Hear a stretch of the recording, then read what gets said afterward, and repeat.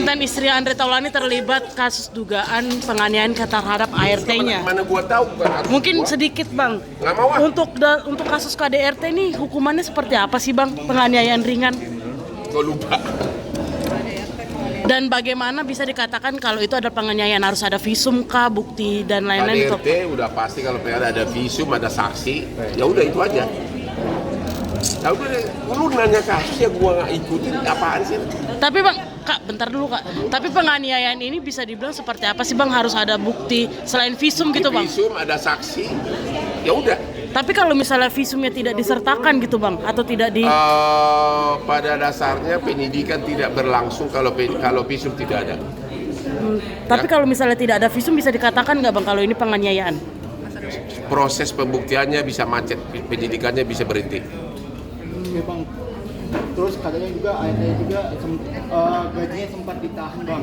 Itu bisa kasusnya bisa naik sidik sih bang? Ya kalau ditahan berarti udah tersangka dong, udah sidik dong. Gajinya bang, gajinya belum dibayarkan. Apa? Gajinya belum dibayarkan.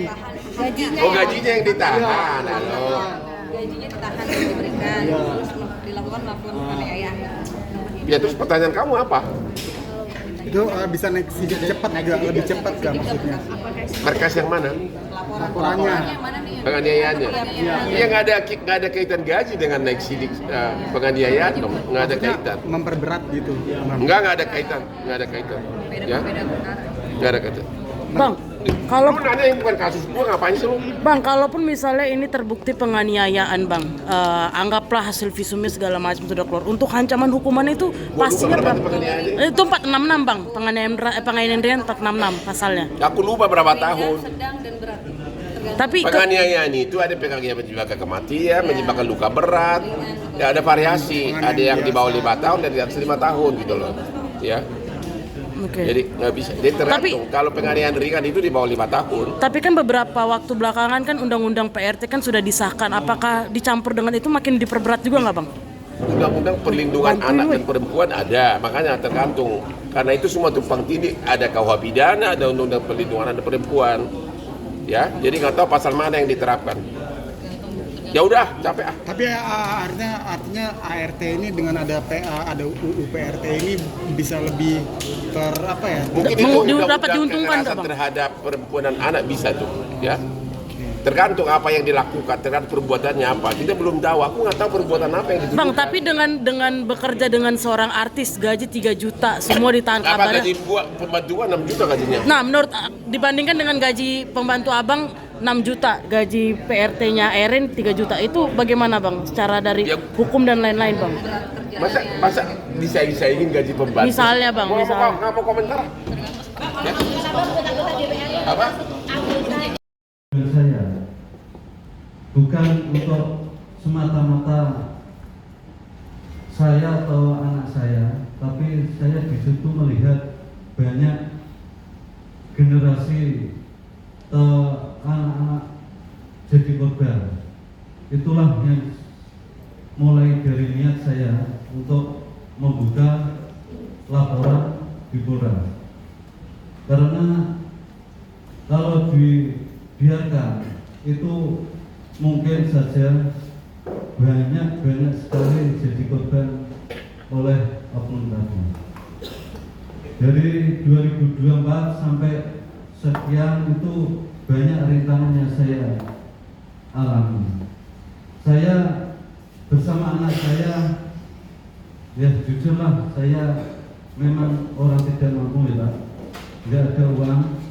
Saya sampai ke sana kemari cari bantuan siapa yang mau bantu dari segi moral atau finansial lah, itu saya hormati. Soalnya saya itu dari niat saya, tujuan saya bukan untuk saya sendiri. Kalaupun untuk saya sendiri, kenapa air yang terlalu sensitif lah untuk diperbincangkan, untuk membuka aib keluarga atau aib anak saya, tapi demi untuk berjuang untuk orang banyak, saya siap. Saya ajak anak saya, Bismillah, ayo dulu, Bismillah, berjuang no, kencang-kencang, kita berang dulu. Bismillah, mudahullah. Sampai saya dari mondar-mandir cari bantuan sampai ya namanya orang duit ya Pak, sampai utang-utang, sampai gimana ya, sampai kemarin saja belum bisa untuk tukang bensin itu masih kadang ada yang utang lah. Tapi saya terima kasih kepada semua masyarakat setelah ini itu dari media viral, alhamdulillah plong rasanya. Soalnya nopo beban sing wonten manai kula manai lare, termasuk perjuangan ini banyak yang membantu lah. Nggih. Niku untuk keadilan dalam arti moral generasi Pak.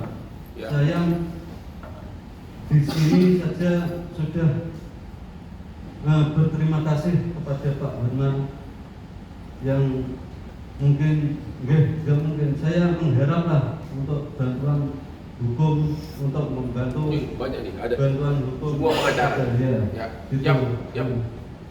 Oke, inilah keluh kesah dari ayahnya. Jadi Pak pengacara, laporan polisi itu sudah dibuat dia sebelum ada tahun 2024. 2024 Juli. Berarti laporan polisi sudah dibuat bulan berapa? Bulan kalau nggak salah Juli. Coba bayangin Juli 2024 baru sekarang ya, begitu lama. Ini di Polres Pati ya? Polres Pati. Di mana di Polres Pati? Mungkin Kapolresnya pun udah ganti waktu itu ya.